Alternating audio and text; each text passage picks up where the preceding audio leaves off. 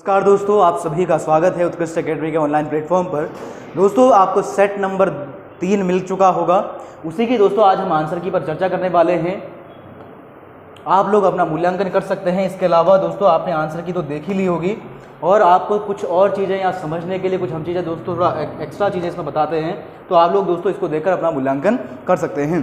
तो पहला क्वेश्चन बात करते हैं। देखिए, हरिशंकर परसाई की कृति पगडंडियों का जमाना की विधा आपको पूछी गई है कि हरिशंकर परसाई की जो कृति है पगडंडियों का जमाना, ये किस विधा में लिखी गई है। तो इसका सही आंसर दोस्तों हमारा हो जाएगा ऑप्शन बी, ये उनका निबंध संग्रह है।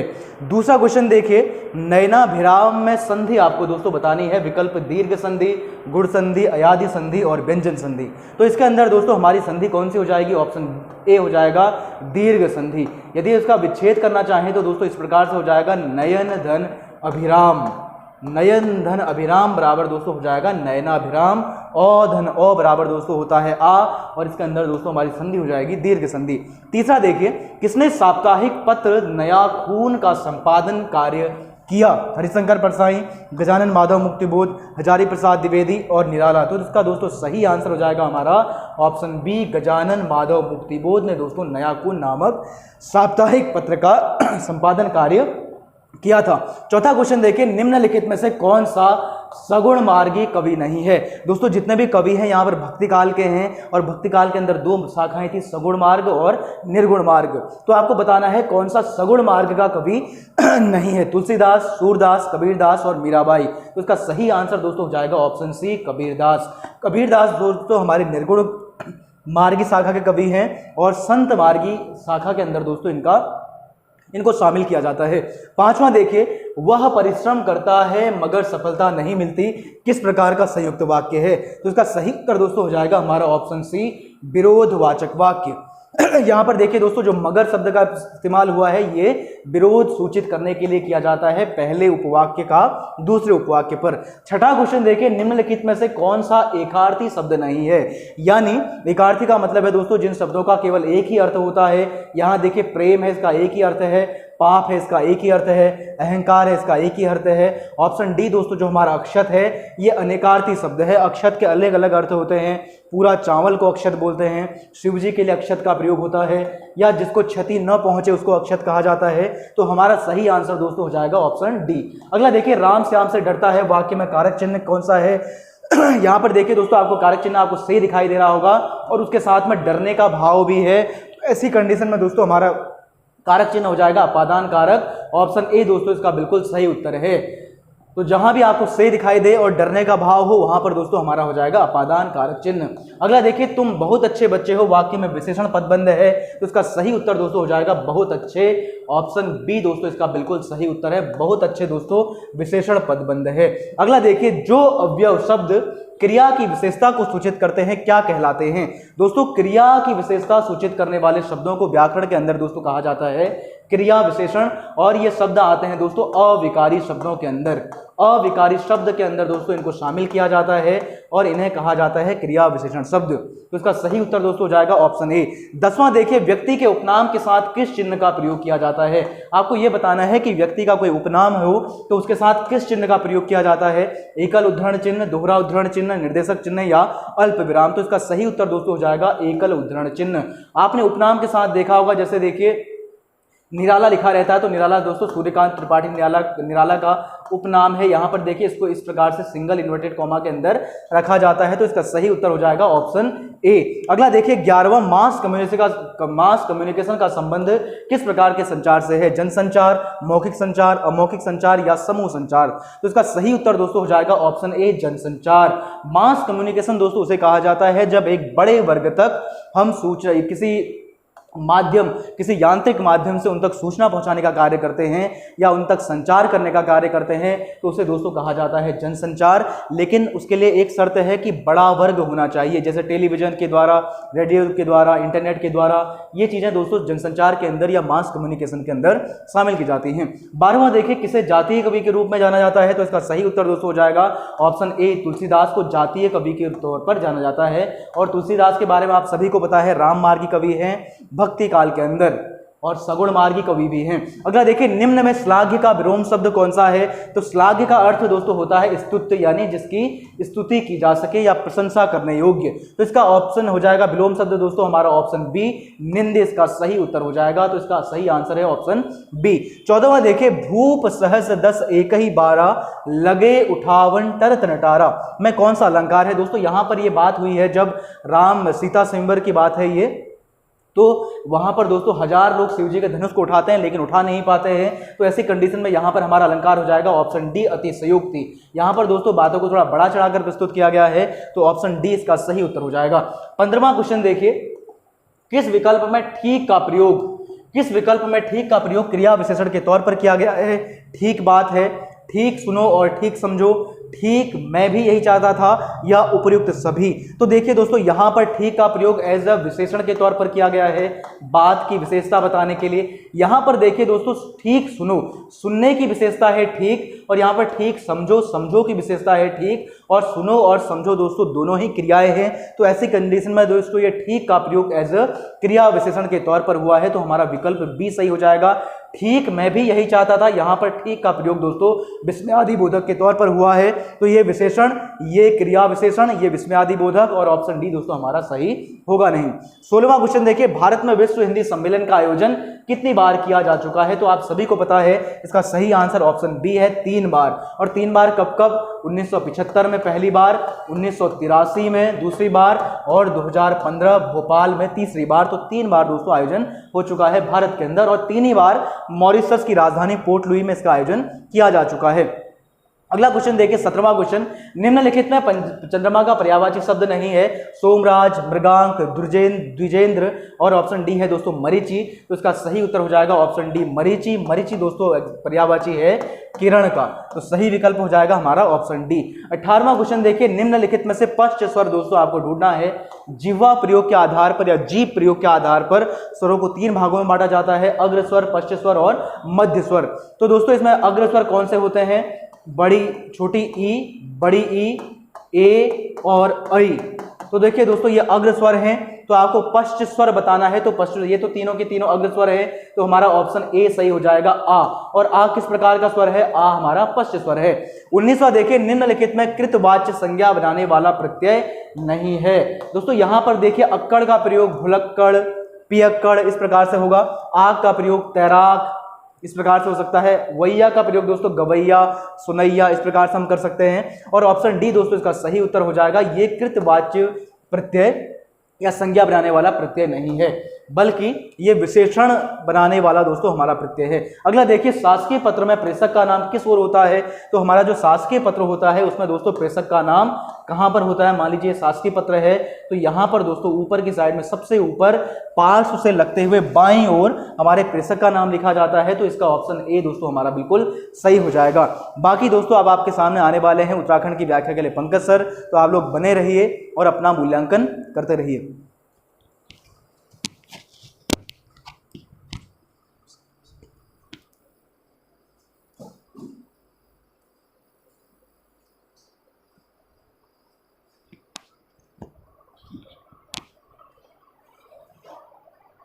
हाँ जी नमस्कार आप सभी को, और उम्मीद है आप सभी को पसंद भी आ रहा होगा। अगर आपको पसंद नहीं आ रहा है तो आप लोगों से उम्मीद करते हैं कि आप अपना फीडबैक भी ज़रूर दीजिए, क्योंकि आप सभी लोग तो हमसे जुड़े हैं और रोज़ाना आपसे बातचीत भी होती रहती है व्हाट्सएप में या फिर मैसेज के माध्यम से, फ़ोन के माध्यम से।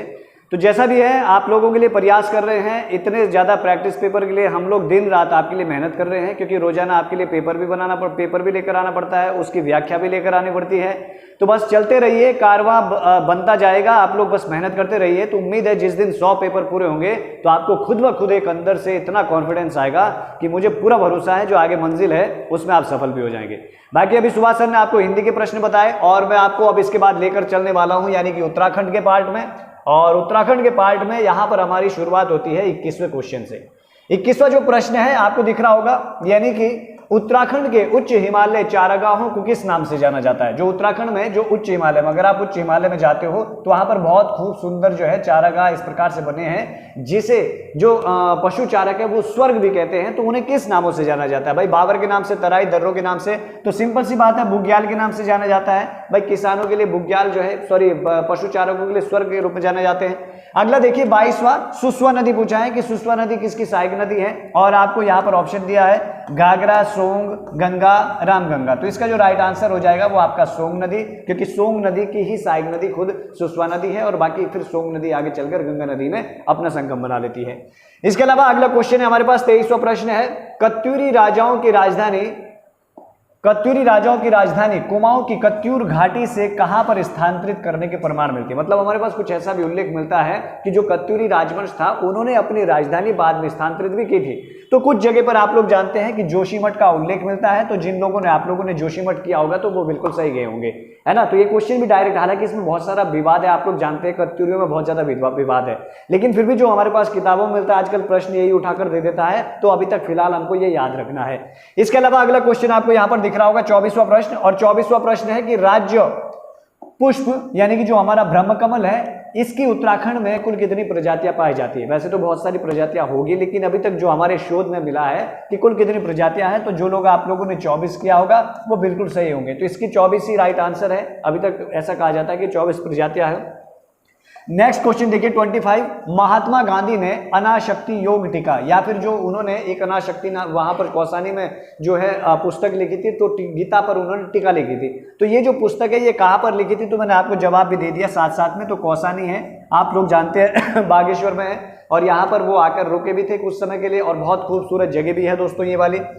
नेक्स्ट आगे बढ़ते हैं, अगला क्वेश्चन हमारा पास 26वां क्वेश्चन है, और 26वां क्वेश्चन में आपसे पूछा है किला, यानी कि जो गोरखा कालीन, ये याद रखना है, नेथड़ा का किला आगे पेपर में पूछा जा सकता है। नेथड़ा का किला कहां पर स्थित है? तो सिंपल सा क्वेश्चन था, ज्यादा जवाब भी नहीं लेना था, यानी कि ऑप्शन सी था अल्मोड़ा। और दोस्तों ये वही किला है जो गोरखा कालीन माना जाता है, गोरखों के द्वारा इसको निर्मित माना जाता है। बाकी आप बाद में इसका बहुत बड़ा इतिहास है, आज इसमें हम लोग इतना डिस्कस नहीं करने वाले हैं। 27वां क्वेश्चन देखिए, 27वां क्वेश्चन भी बहुत सिंपल सा पूछा गया था कि उत्तराखंड की पहाड़ियों में जो चाल खाल है इसका संबंध किससे है? आजकल भाई शब्दावलियां भी आ रही हैं, जैसे आपने हाल ही के क्वेश्चन में देखा होगा, तो अलग अलग जो गांव की शब्दावलियां हैं, या फिर कुमाऊं, गढ़वाल और जौनसार के, तो वो भी आपको याद होनी चाहिए।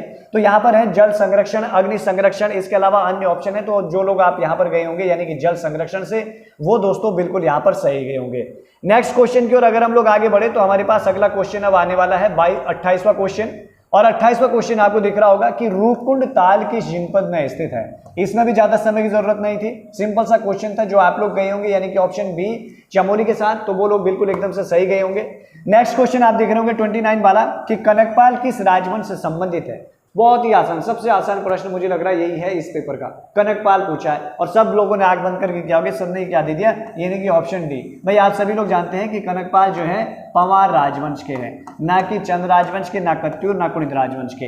अगला क्वेश्चन देखिए, नेक्स्ट क्वेश्चन है हमारे पास 30वां क्वेश्चन है, और 30वां क्वेश्चन ने पूछा है कि गढ़वाल पर ये जो ललितादित्य है, ये ललितादित्य दोस्तों कार्तिकेयपुर राजवंश के शासक है, इनकी आक्रमण की जानकारी मिलती है तो किससे मिलती है? तो इसका राइट आंसर था, जो आप लोग गए होंगे राजतरंगिणी के साथ, तो राजतरंगिणी में इनके बारे में जानकारी मिलती है। और बाकी आप लोग जानते हैं इनका जो है पांडुकेश्वर से जो ताम्रलेख भी मिले हैं, वो भी दोस्तों 2 उनमें से, जो कुल 4 हैं, 2 इन्हीं के हैं उनमें से भी। इसके अलावा अगर हम लोग और आगे बढ़े तो 31वां आपको प्रश्न दिख रहा होगा, और 31वें प्रश्न में आपको दिख रहा होगा कि ट्रेल पास दर्रा किसे जोड़ता है? ट्रेल पास दर्रा भी सिंपल सा था, अगर आप लोग ने आसानी से टिक किया होगा तो बागेश्वर और पिथौरागढ़ के बीच में, ये जो पिथौरागढ़ वाला है और जो बागेश्वर है, इन दोनों के बीच जो है ट्रेल पास जाता है, जबकि सुंदर डूंगी दर्रा जो है चमोली से लेकर बागेश्वर के बीच जाता है। तो ये थोड़ा सा दोनों में आपको अंतर भी देखना होगा। 32वां क्वेश्चन देखिए कि राज्य में मुख्य केंद्रीय भ्रंश रेखा स्थित है। ये थोड़ा सा अच्छा क्वेश्चन था, इसमें आप लोगों ने क्या किया होगा मुझे तो मालूम नहीं है, लेकिन इसका जो राइट आंसर है वो राइट आंसर आ जाएगा वृहत हिमालय से मध्य हिमालय के बीच में। मतलब जो आपसे पूछा है मुख्य केंद्रीय भ्रंश, आप लोग टोटल अगर देखोगे तो हमारा ये ट्रांस हिमालय है, ट्रांस हिमालय के बाद हमारा वृहत हिमालय, फिर हमारा मध्य हिमालय है, और फिर हमारा दोस्तों शिवालिक हिमालय। ये जो ट्रांस हिमालय है और वृत्त हिमालय है, इन दो के बीच जो एक 33 ब्रंश जो रेखा है वो 33 ब्रंश के नाम से जाना जाता है। इसके अलावा जो वृत्त हिमालय और मध्य हिमालय को अलग करता है वो हमारा मुख्य केंद्रीय ब्रंश है। तो यही था वृत्त हिमालय और मध्य हिमालय को अलग करने वाला मुख्य केंद्रीय ब्रंश, और जो मध्य हिमालय और शिवालिक को अलग करता है उससे सीमांत ब्रंश कहते हैं। तो ये तीनों ब्रंश आपको याद होने चाहिए। नेक्स्ट क्वेश्चन की ओर आगे बढ़ते हैं। 33वां क्वेश्चन देखिए, शिवालिक श्रेणी का प्राचीन नाम क्या था? बहुत ही सिंपल सा क्वेश्चन, लगातार जो है बहुत बार क्वेश्चन आता है, तो इसका दोस्तों सिंपल सा आंसर था, यानी कि ऑप्शन ए मैनाक पर्वत। मेरी बातें आपके दिमाग से कानों में जानी चाहिए। देखो इसका फायदा तभी है कि जब आप लोग पेपर को भी रिवीजन कर रहे हैं प्लस उसके बाद आपको आंसर की भी मिल रही है, फिर आप लोग थोड़ा सा 30-40 मिनट हमारी वीडियो देख रहे हैं तो आपको पूरा की पूरा 100 प्रश्न याद हो जाएंगे। इसलिए अवश्य देखा करो ये आंसर की, समझ गए आप? हम लोग ज्यादा समय भी नहीं लगाते इसी चक्कर में, ताकि आपको याद हो जाए क्वेश्चन। अगला क्वेश्चन देखिए, 34वां क्वेश्चन है हमारे पास कि उत्तराखंड में बाबर की पेटी, ये थोड़ा सा अच्छा क्वेश्चन है, आजकल इस तरह के भी बन रहे हैं। निम्न में से किस प्रकार की जलवायु पाई जाती है? बाबर की पेटी का मतलब है दोस्तों, अगर हम उत्तराखंड की बात करें ये वाला है, तो जो सबसे नीचे वाला क्षेत्र है ये है तराई और बाबर वाला। इस पेटी में आपको बताना है कि कौन सी जलवायु है। भाई अल्पाइन है, उपोष्ण है, उष्ण है, शीतोष्ण है। अगर हम लोग बात करें उष्ण जलवायु की तो हमारे उसमें उष्ण जलवायु इसमें नहीं रहती है, क्योंकि अगर आप देखोगे इस बाबर वाली में इसमें कुछ माह सर्द मौसम भी रहते हैं, लगभग 2-3 माह, बाकी गर्म मौसम भी रहता है, इसलिए हम लोग कहते हैं उपोष्ण। उपोष्ण का मतलब गर्म धन शीत, दोनों चीजों का मिश्रण यहाँ पर बना रहता है। इसके अलावा दोस्तों अगले क्वेश्चन की ओर आगे बढ़े तो 35वां क्वेश्चन आपको दिख रहा होगा, वसुंधरा जलप्रपात किस नदी पर किस जनपद में स्थित है? तो सिंपल सा क्वेश्चन है ये दोस्तों, हमारा चमोली जनपद में। बाकी अगर नदी पर कभी पूछे तो हमारी जो सरस्वती नदी है, सरस्वती नदी से ठीक पहले वसुंधरा जलप्रपात हमारा गिरता है, और आगे चलकर इसी की जो जलराशि है वो हमारी अलकनंदा नदी में जाकर मिल जाती है।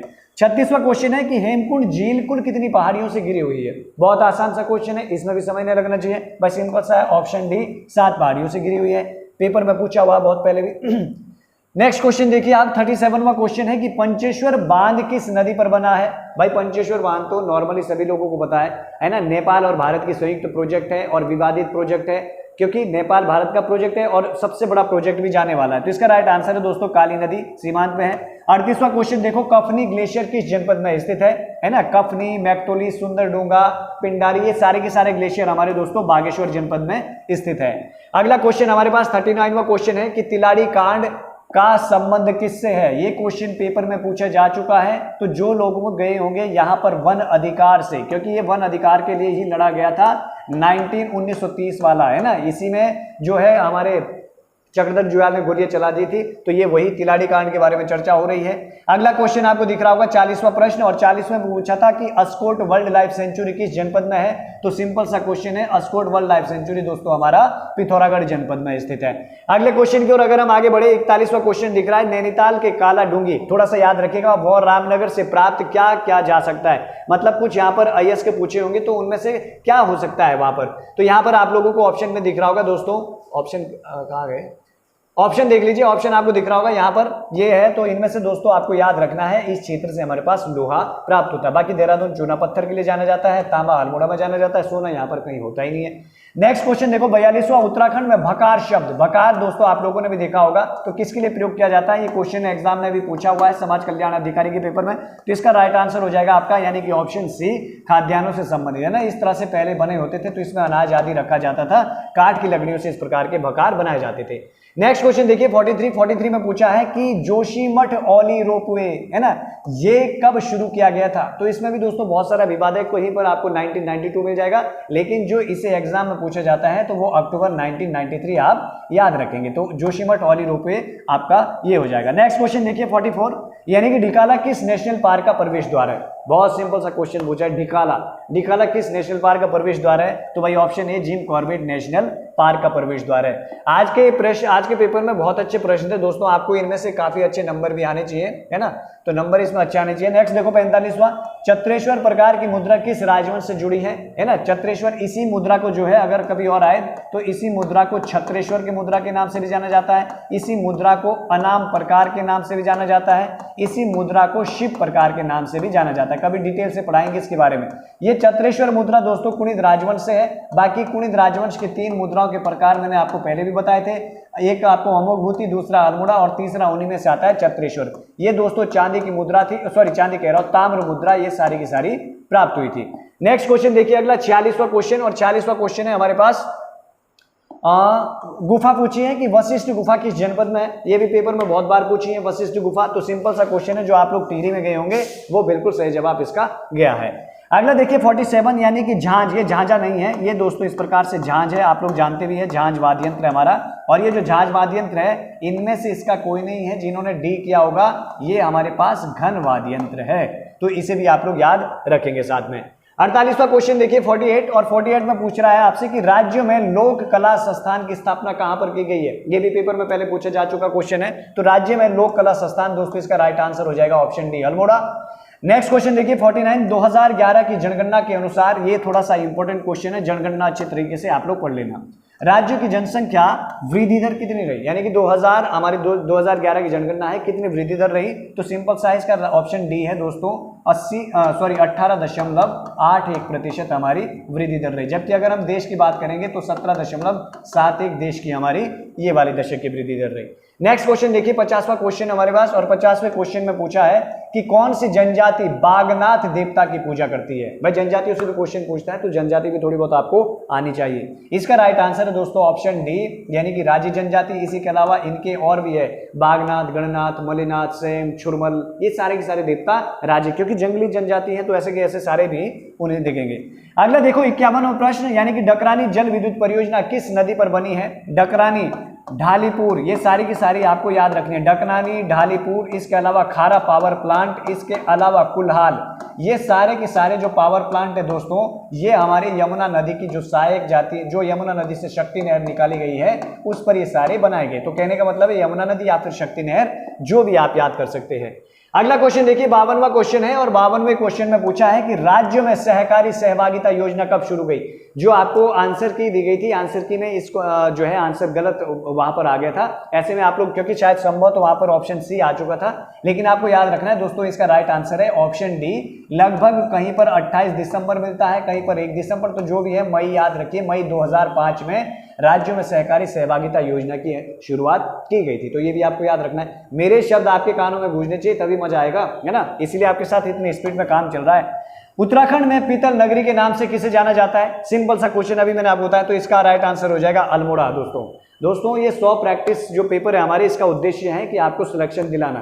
तो आप लोग इस वीडियो को अवश्य देखिएगा, आपको बहुत ही लाभ मिलेगा इससे भी, इसे छोड़ मत दीजिएगा कहीं आप सिर्फ आंसर की के पीछे बैठे हो।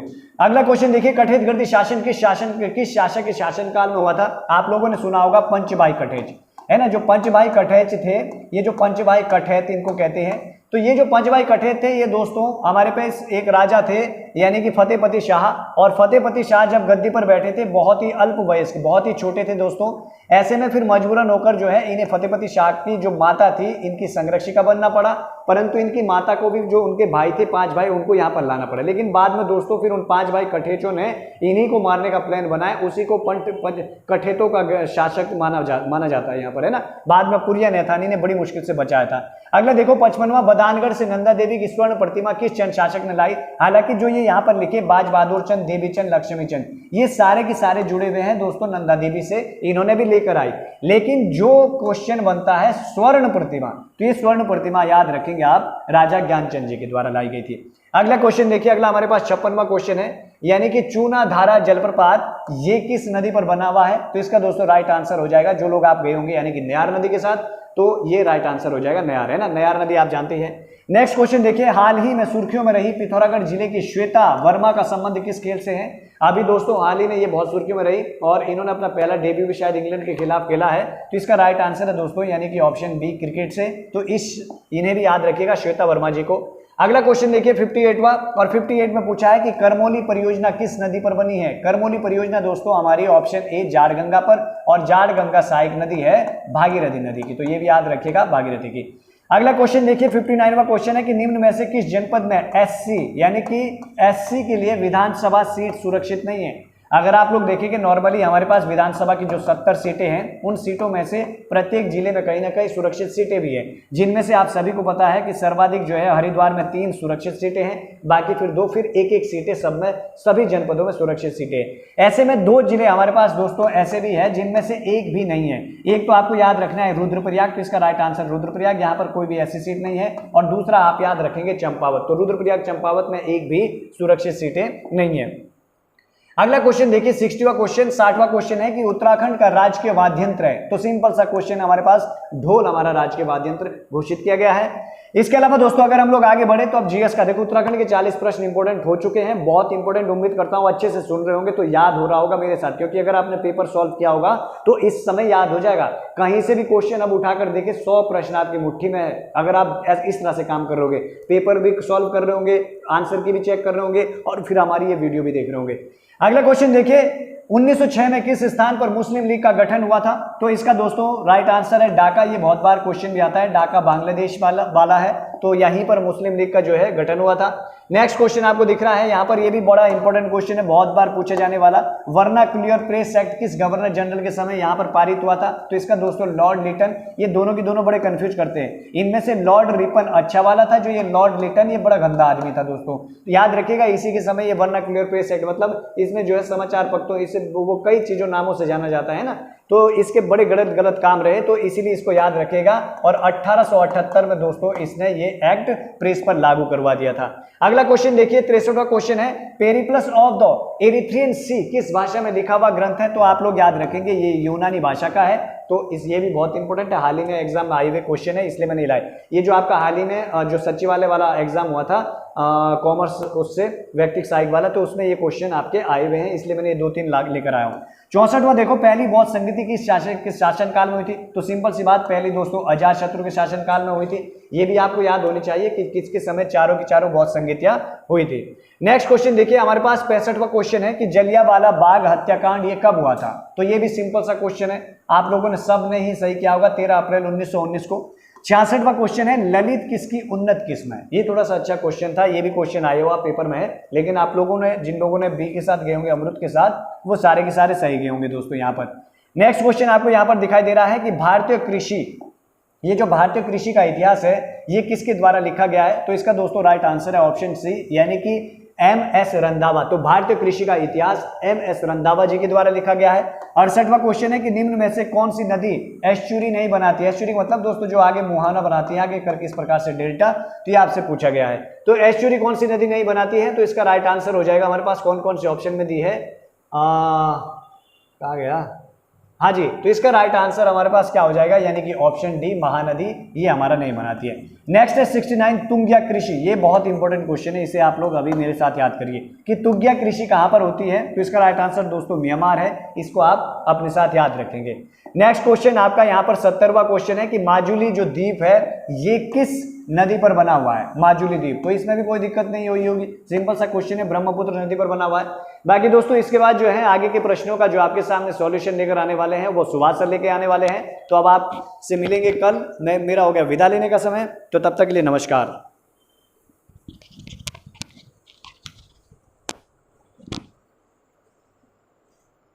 हाँ जी, चलते हैं क्वेश्चन नंबर 71 पर।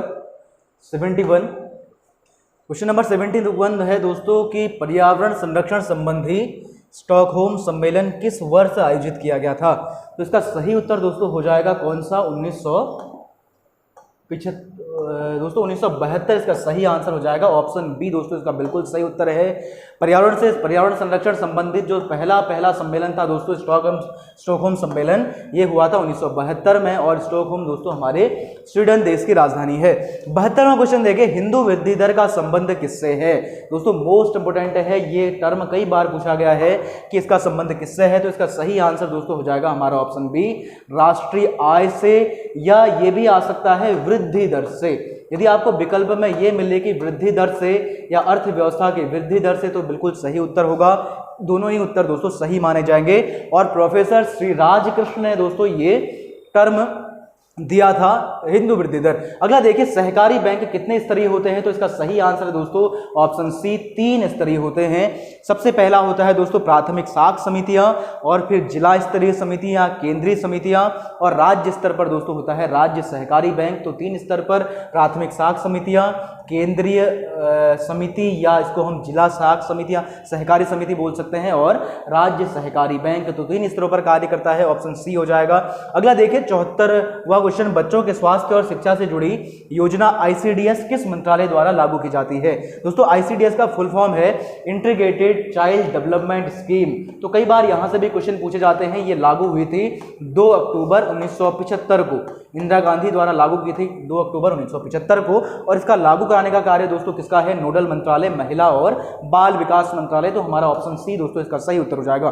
75वां देखिए वाशिंगटन जुड़वा और ब्रेटन वुड्स जुड़वा का संबंध किससे है, तो इसका सही आंसर दोस्तों हमारा है ऑप्शन ए आईएमएफ और वर्ल्ड बैंक से। क्योंकि दोस्तों इनको ब्रेटन वुड्स से एक समझौता हुआ था, वहां पर स्थापित किया गया था, तो इनको ब्रेटन वुड्स ट्विन कहा जाता है, और ये दोनों के दोनों का मुख्यालय दोस्तों वाशिंगटन में है, तो इसलिए इन्हें वाशिंगटन जुड़वा के नाम से भी जाना जाता है। तो ऑप्शन ए दोस्तों इसका बिल्कुल सही उत्तर है। अगला देखिए 76वां क्वेश्चन, कृषि वित्त में सर्वाधिक योगदान कौन करता है, वाणिज्यिक बैंक, सहकारी बैंक, क्षेत्रीय ग्रामीण बैंक या इनमें से कोई नहीं। तो इसका सही उत्तर दोस्तों हो जाएगा ऑप्शन ए कमर्शियल बैंक, यानी वाणिज्यिक बैंक सर्वाधिक कृषि वित्त में योगदान देते हैं। 77वां देखिए संघीय व्यवस्था की विशेषता नहीं है, तो इसका सही उत्तर दोस्तों क्या हो जाएगा। देखिए शक्तियों का बंटवारा होता है संघीय व्यवस्था में, हमारे यहाँ 7वीं अनुसूची है शक्तियों को बांटने की। संघीय न्यायालय होता है जैसे कि सुप्रीम कोर्ट है हमारे यहाँ, दोहरी शासन व्यवस्था होती है केंद्र और राज्य की, और संसदीय व्यवस्था जरूरी नहीं है दोस्तों की संघीय व्यवस्था के अंदर हो। तो इसका सही उत्तर हो जाएगा ऑप्शन ए, ये संघीय व्यवस्था की विशेषता नहीं है।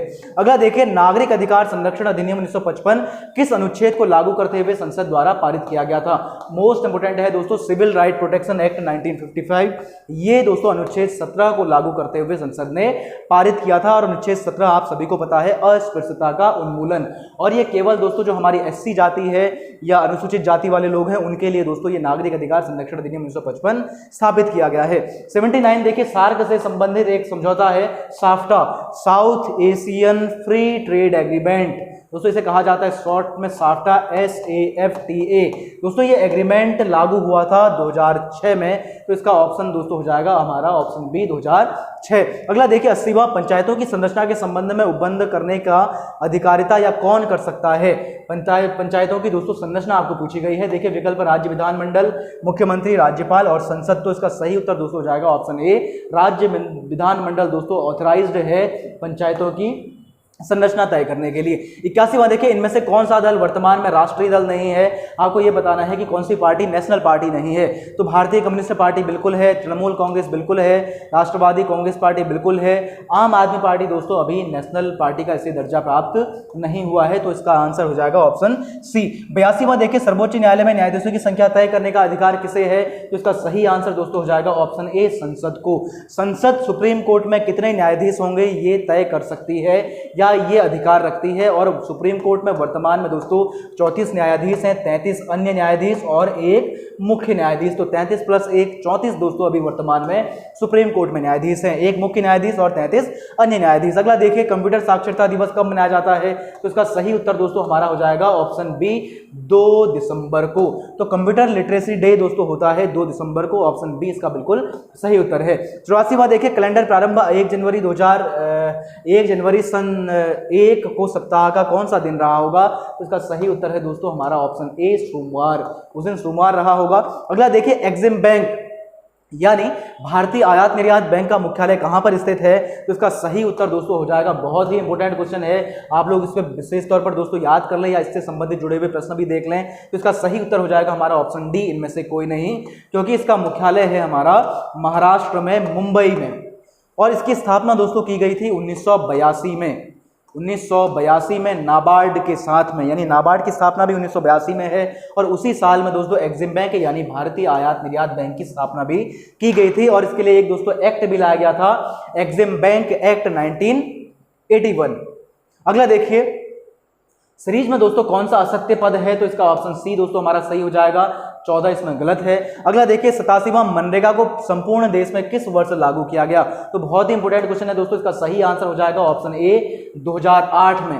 दोस्तों वो तिथि थी 1 अप्रैल 2008। इस तिथि को दोस्तों पहली संपूर्ण भारत में मनरेगा कार्यक्रम को शुरू किया गया था और वैसे मनरेगा कार्यक्रम की शुरुआत हुई थी दोस्तों फरवरी 2006 में और एक्ट 2005 का है, आप सभी को पता ही है। 88वां क्वेश्चन का दोस्तों आंसर हो जाएगा हमारा ऑप्शन सी गधा। इसका सही आंसर दोस्तों क्या है? ऑप्शन सी है, गधा है। इसे आप लोग सॉल्व कर लें। अगला देखिए 89वां विजातीय शब्द चुनिए। तो इसका विजातीय शब्द दोस्तों क्या है? ऑप्शन ए हमारा सही हो जाएगा, सुई दोस्तों इनमें से विजातीय शब्द है। अगला देखिए निम्न आकृति में त्रिभुजों की संख्या कितनी है? तो इसका सही आंसर दोस्तों ऑप्शन डी हो जाएगा, इनमें से कोई नहीं। इस आकृति में त्रिभुजों की संख्या दोस्तों कितनी है? 16 आती है। आप लोग इसको करके देख लीजिए।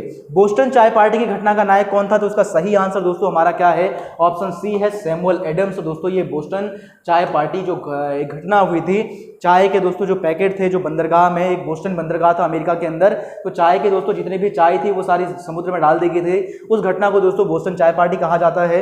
तो इसका जो नायक था, हीरो था मेन, उसका नाम है सैमुअल एडम्स। अगला देखिए ज्ञानपीठ पुरस्कार प्राप्त करने वाली पहली महिला कौन है? तो इसका सही उत्तर दोस्तों हमारा हो जाएगा ऑप्शन बी, आशा पूर्णा देवी। दोस्तों पहली महिला है जिन्हें ज्ञानपीठ पुरस्कार से सम्मानित किया गया है और ये बांग्ला से संबंधित हैं।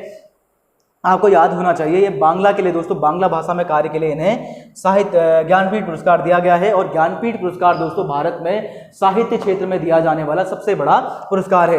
93वां देखिए नीति आयोग किस प्रकार की संस्था है? इसका सही आंसर दोस्तों हो जाएगा ऑप्शन सी, कार्यकारी प्रस्ताव द्वारा पारित संस्था है नीति आयोग और इसकी स्थापना दोस्तों हुई थी 1 जनवरी, आपको याद रखना है 2015 को। 1 जनवरी 2015 को दोस्तों इसकी स्थापना हुई थी। योजना आयोग के स्थान पर योजना आयोग को समाप्त कर दिया गया था और नीति आयोग की स्थापना की गई थी। अगला देखिए जीसस क्राइस्ट की माता मैडोना का चित्रकार कौन है? तो उसका सही आंसर दोस्तों हो जाएगा ऑप्शन सी, राफेल ने दोस्तों ये चित्र बनाया था जीसस क्राइस्ट और उनकी मां का। अगला देखिए क्वेकर सिटी के रूप में जाना जाता है, तो इसका सही आंसर दोस्तों हो जाएगा ऑप्शन बी हमारा फिलाडेल्फिया और ये दोस्तों ये जगह है यूएसए के अंदर और इसके बहुत ऐतिहासिक जगह है दोस्तों। अमेरिका का जो संविधान था वो इसी फिलाडेल्फिया कॉन्फ्रेंस के अंदर लिखा गया था। अगला देखिए 86वां ब्लू माउंटेन के रूप में किस पहाड़ी को जाना जाता है? तो इसका सही उत्तर दोस्तों हो जाएगा हमारा ऑप्शन देखिए सी, नीलगिरी। नीलगिरी में देखिए दो शब्द हैं, नील और गिरी। नील का मतलब है दोस्तों ब्लू और गिरी का मतलब होता है पहाड़, तो हो जाएगा हमारा ब्लू माउंटेन। तो ऑप्शन सी इसका सही उत्तर है। 97 देखिए विश्व खाद्य दिवस किस दिन मनाया जाता है? तो दोस्तों इसका सही उत्तर हो जाएगा हमारा 16 अक्टूबर। 16 अक्टूबर को दोस्तों क्या होता है? विश्व खाद्य दिवस या वर्ल्ड फूड डे। अगला देखिए रग्बी खेल में खिलाड़ियों की संख्या कितनी होती है? तो इसका सही आंसर दोस्तों हो जाएगा हमारा ऑप्शन सी, रग्बी खेल में खिलाड़ियों की संख्या 15 होती है। 2 समूह बनते हैं, एक 8 का और एक 7 का एक टीम के अंदर। 99वां देखिए भारत का पहला शहर जिसने 100% कोविड टीकाकरण लक्ष्य हासिल किया है, तो दोस्तों वो जगह है ऑप्शन ए भुवनेश्वर। उड़ीसा की राजधानी दोस्तों भुवनेश्वर है। इसने 100% कोविड टीकाकरण लक्ष्य हासिल कर लिया है। सवाल देखिए किगाली समझौता किससे संबंधित है? तो इसका सही आंसर दोस्तों हमारा ऑप्शन ए हो जाएगा, पर्यावरण संरक्षण से संबंधित। तो दोस्तों आज के लिए इतना ही है इसमें, बाकी आपको इसी तरह हम मिलते रहेंगे रोजाना शाम के टाइम में। तब तक के लिए दोस्तों आप सभी का नमस्कार, धन्यवाद, जय हिंद, जय भारत, जय उत्तराखंड।